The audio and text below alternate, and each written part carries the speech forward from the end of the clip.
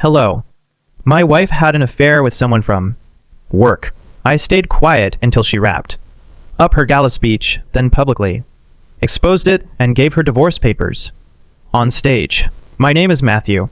I am 38, and I work as a logistics coordinator for a regional food distribution company in Philadelphia. My job is mostly schedules, inventory reports, and making sure trucks actually arrive where they are supposed to. It is not glamorous work, but it is stable and it pays the mortgage. Most of my days start early. I am usually up 6, checking overnight delivery updates before heading into the office near the warehouse district. By the time most people in the city are getting coffee, I have already dealt with 3 scheduling problems. My wife is Betty. She is 36 and works in corporate communications for a large consulting firm downtown. We have been married for 7 years and together for almost 10. Betty is the opposite of me. Socially, she thrives in rooms full of people, especially professional events.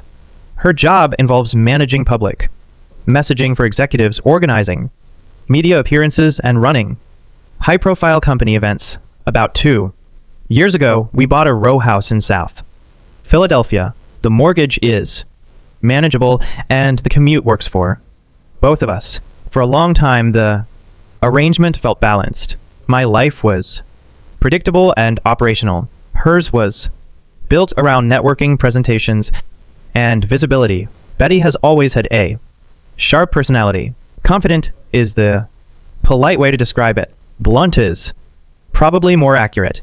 She had a habit of talking to people like they were slightly inconvenient if they were not useful to her. That attitude showed up with waiters sometimes, occasionally with coworkers she thought were incompetent. Every once in a while it showed up with me if she had a stressful day. I usually ignored it because I understood the environment she worked in. Corporate reputation jobs attract a certain kind of competitive personality, and Betty was very good at what she did. The first change I noticed was small. Betty started mentioning a coworker named Edward more often than anyone else at her office. At first it sounded completely normal. They were planning a large company charity gala together. According to Betty, it was one of the biggest events her department had organized in years. I heard about Edward constantly. Edward handled sponsor relations. Edward was managing stage logistics. Edward was apparently the only person at the company who actually understood how big events were supposed to run. It was not just how often she mentioned him, it was the tone she used when she did. At first I treated it like normal work talk. Betty had worked on plenty of events before, and there was always someone she mentioned a lot during the planning stage, but this was slightly different. Usually when Betty talked about coworkers, it came with criticism attached. Someone was slow. Someone did not understand the politics of the company. Someone needed her to fix their mistakes. With Edward, the tone was different. She still sounded irritated sometimes, but it came with this strange layer of admiration. She would say things like, "Edward is the only one here who actually understands how big events work," or Edward had to redo half the planning because everyone else was useless. Then she would roll her eyes and complain about how exhausting he was to work with. It was a weird mix. Complaints on the surface, but a lot of attention underneath. The second change was her schedule. Corporate events obviously require long hours. So when Betty said she had late planning meetings for the gala, I did not question it at first, but those meetings started happening 3 or 4 nights a week. Sometimes she would text that she was grabbing drinks with the planning team after meeting. Sometimes she would just say the meeting ran late. When she came home, she usually had something to say about Edward. Edward argued with the sponsors. Edward fixed a disaster with the lighting company. Edward apparently saved the entire event budget by renegotiating a contract. After a few weeks, it started to stand out how often his name came up compared to everyone else. One night we were having dinner, and Betty was complaining about work again. She said Edward was impossible to deal with because he thought he knew everything about event logistics. Then she followed it with a comment that stuck with me. She said at least he actually knows what he is doing, which is more than I can say for half the people in that office. The way she said it sounded less like irritation and more like reluctant respect. I did not accuse her of anything at that point, but I started noticing patterns. Her phone was suddenly always face down on the table. If a message came in while we were watching something, she would glance at it quickly and lock the screen. Again, the biggest change was how defensive she became about the gala. One evening I casually asked if I could come to the event when it happened. She immediately said it was not really a spouse kind of event.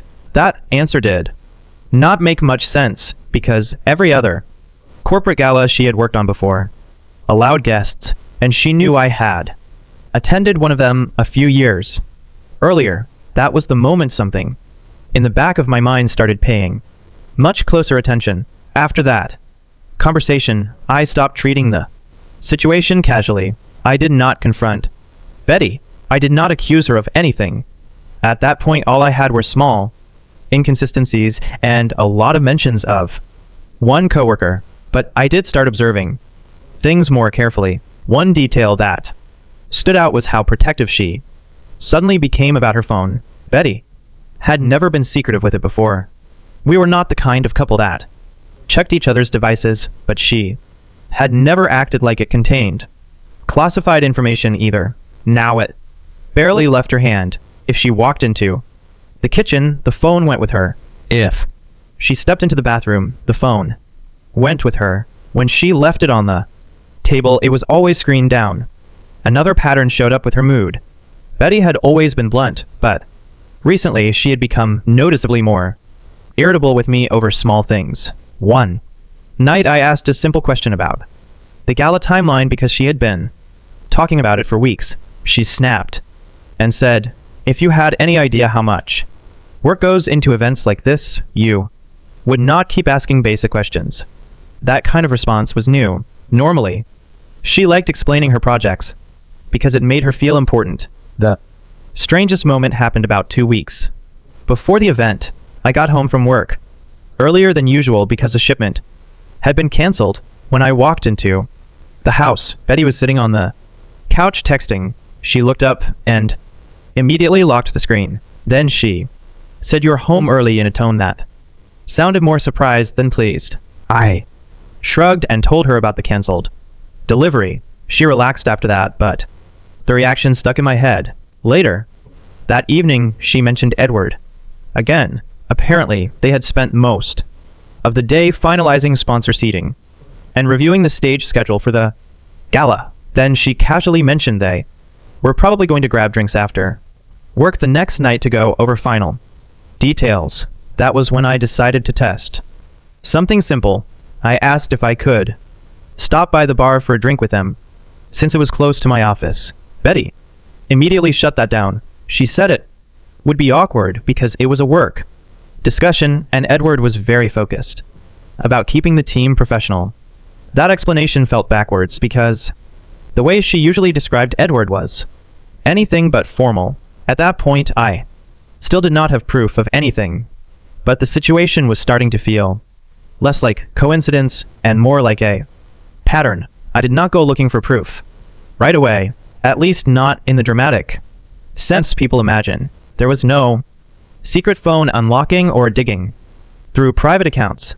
Mostly, I just started paying attention to the things Betty had already told me. For example, she had mentioned the hotel where the gala was going to take place.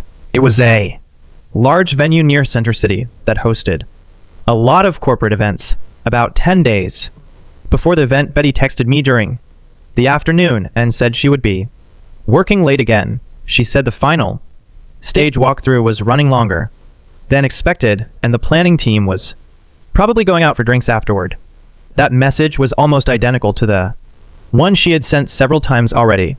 Normally, I would have just accepted it, but that day something felt off. I finished work around 5 o'clock and drove towards Center City instead of going straight home. The hotel she mentioned had a restaurant and bar attached to it that was open to the public. I told myself I was just going to have a drink and clear my head. When I walked into the bar, I did not see Betty. Immediately, the place was busy and most of the tables were full of people in suits. Then I noticed them. Betty was sitting in a corner booth. Across from her was a guy I had never met before, but immediately knew had to be Edward. He looked exactly like the kind of confident event manager Betty always described. Expensive jacket, relaxed posture, the kind of guy who clearly enjoyed being the center of attention. They were not discussing sponsor contracts. They were sitting close together on the same side of the booth. Edward had his arm resting along the back of a seat behind her shoulders. Betty was leaning toward him while she talked. Then she laughed at something he said and put her hand on his arm. It was not ambiguous. That was not coworkers. Finishing a meeting, I stayed where I was for a minute just watching. After a moment, Edward leaned in and kissed her.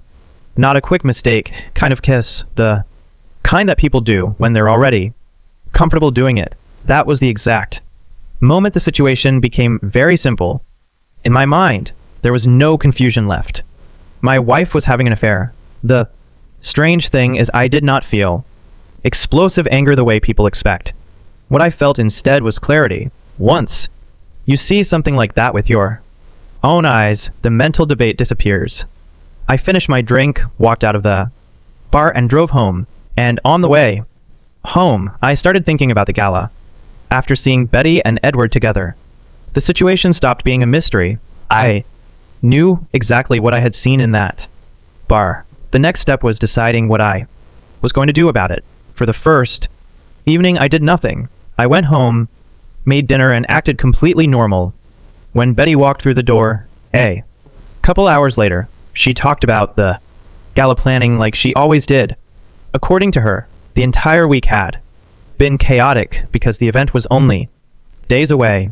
Edward came up in the conversation several times. Apparently, he had spent most of the day fixing mistakes made by the rest of the planning team. Betty sounded half annoyed and half impressed while describing it. Listening to her talk about him after what I had already seen was strange. She spoke about him like he was an exhausting coworker she had to deal with constantly. But now I knew the reality behind that story. The following morning, I did something practical.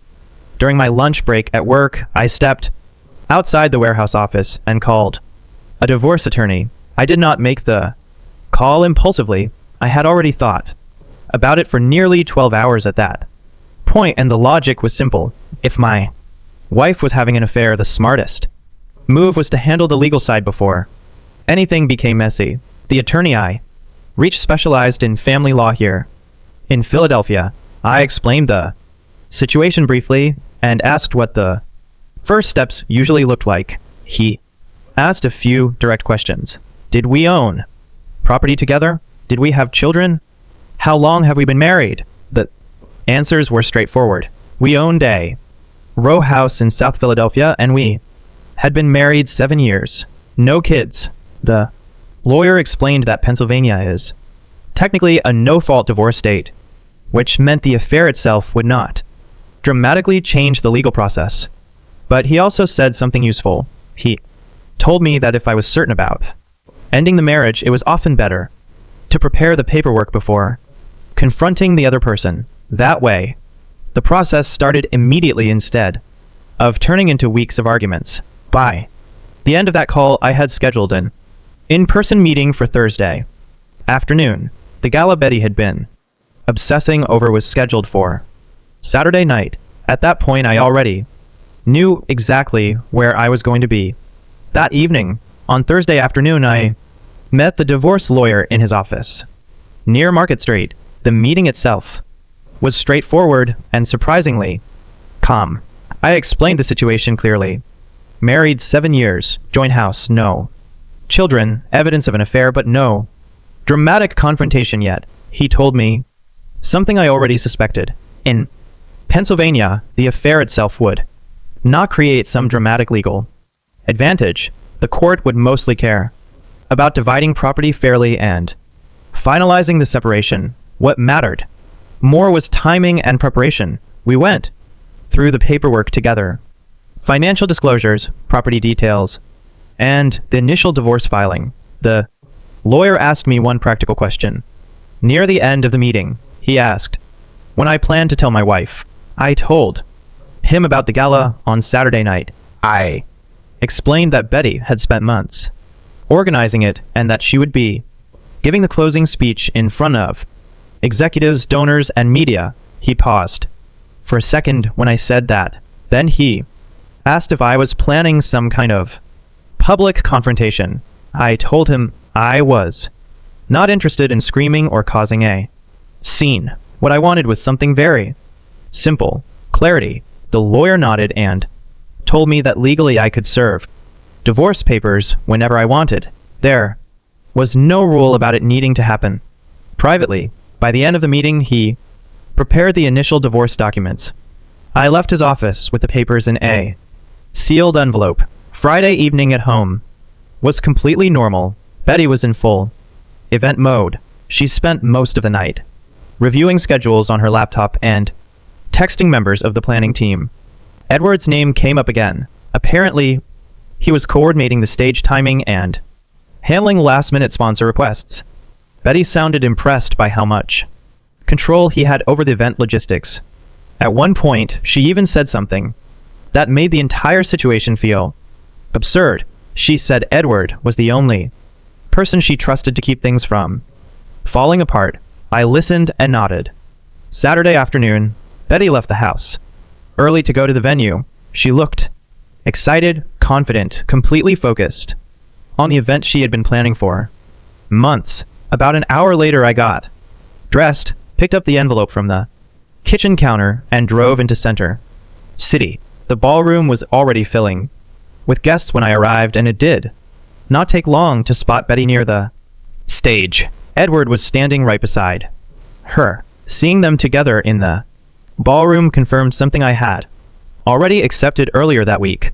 Betty and Edward were clearly operating as a unit. They stood close together near the stage while staff members moved around them, setting up microphones and adjusting lighting. Every few minutes, someone would approach Betty with a question, and she would answer while Edward listened beside her like they were co-hosting the entire event. From across the room, it was easy to see how confident she looked.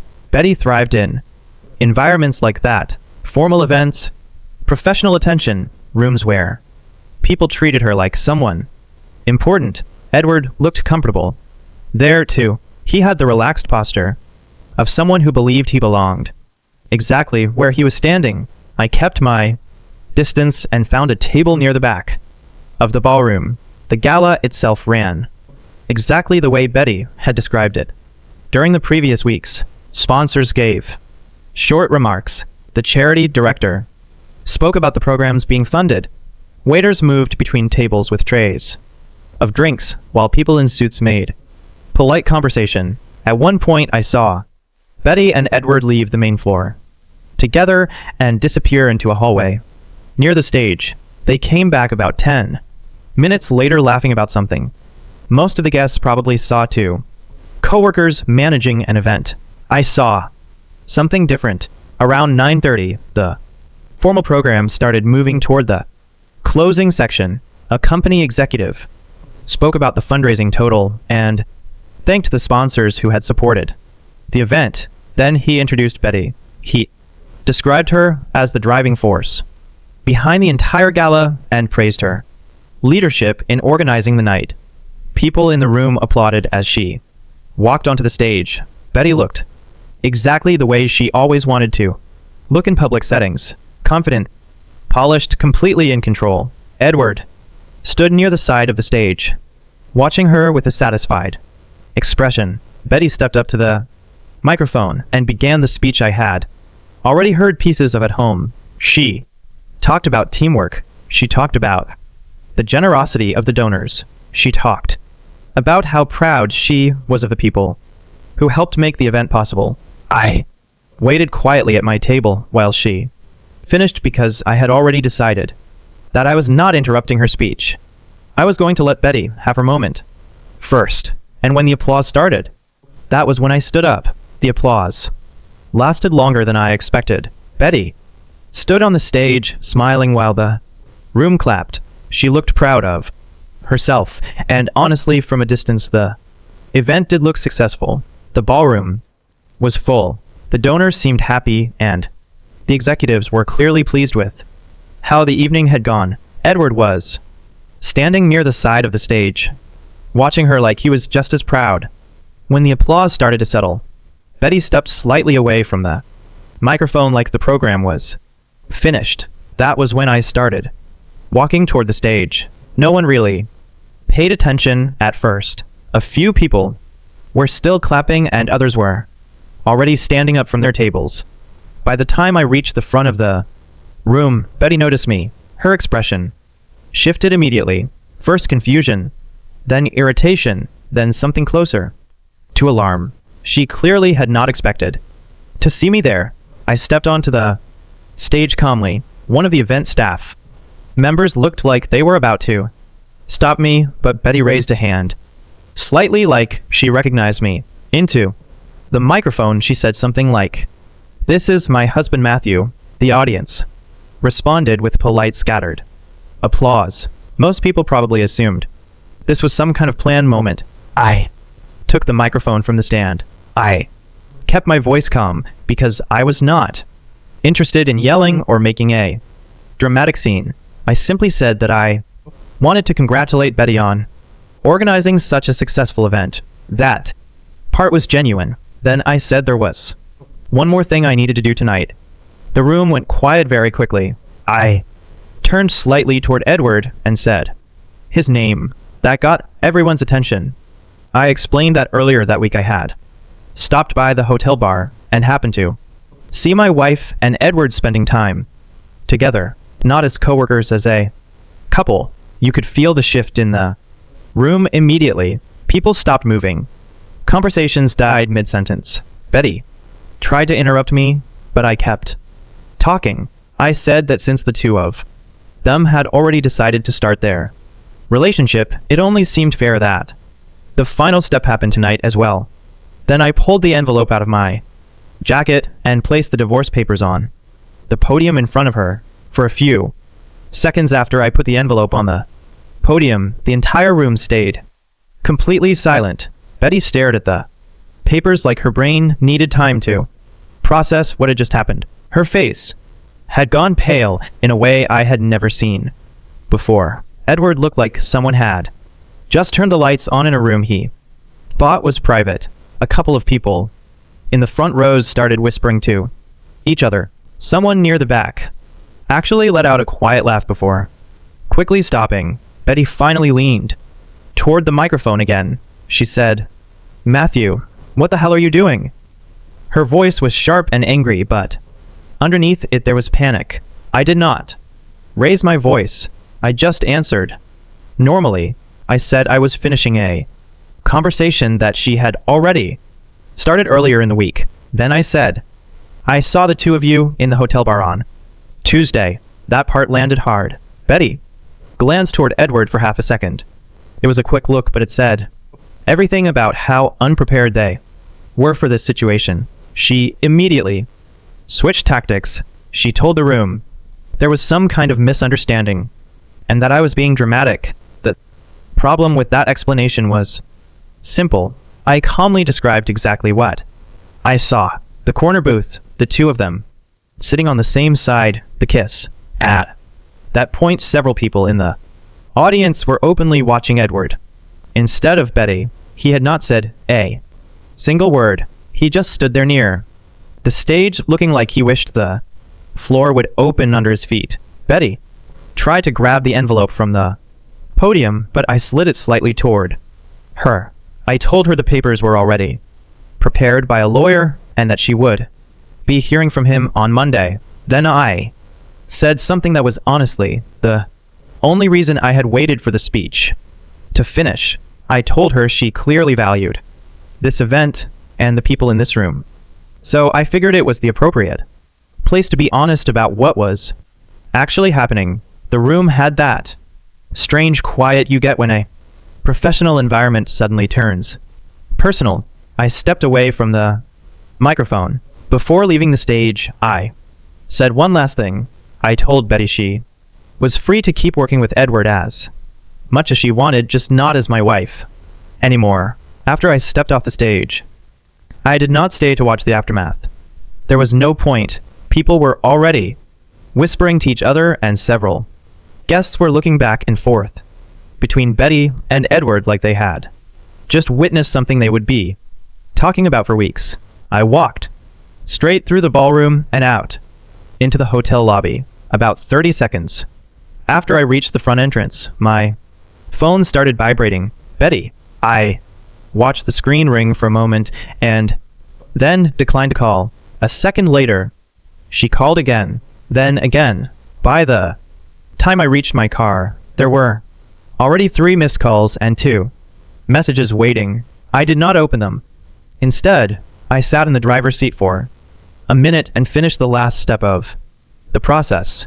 First, I blocked her number, then I blocked her on every messaging app we used. After that, I blocked her on social media. Some people might think that sounds extreme, but it was actually the cleanest option. There was nothing left to discuss. I had already spoken to the lawyer. The paperwork was done. The next communication between us would go through legal channels anyway. Driving away from the hotel that night felt strangely calm. Instead of going back to the house, I drove straight to a short-term apartment I had rented earlier that week. It was a small, one-bedroom place across the river in New Jersey.